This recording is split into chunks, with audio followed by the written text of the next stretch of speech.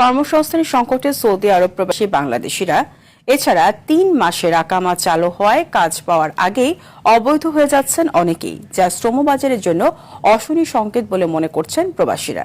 Saudi আরব থেকে মুখলেসুর রহমান অভির পাঠানো তথ্য ছবিতে বিস্তারিত বিন ইয়ামিনের রিপোর্টে। তেল সমৃদ্ধ বিশাল মরুভূমির দেশটিতে ৩০ লাখেরও বেশি প্রবাসী বাংলাদেশিদের বসবাস, কিন্তু সৌদিতে নতুন আসা প্রবাসীরা ভালো নেই। চাহিদার তুলনায় দ্বিগুণ লোক আসায় দেখা দিয়েছে কর্মসংস্থানের সংকট।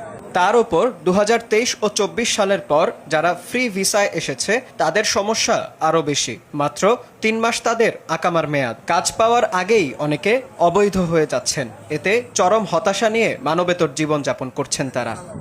এছাড়া সাপ্লাই কোম্পানিতে কাজের কথা বলে সৌদিতে নিয়ে এলেও লাপাত্তা হয়ে যান দালালরা।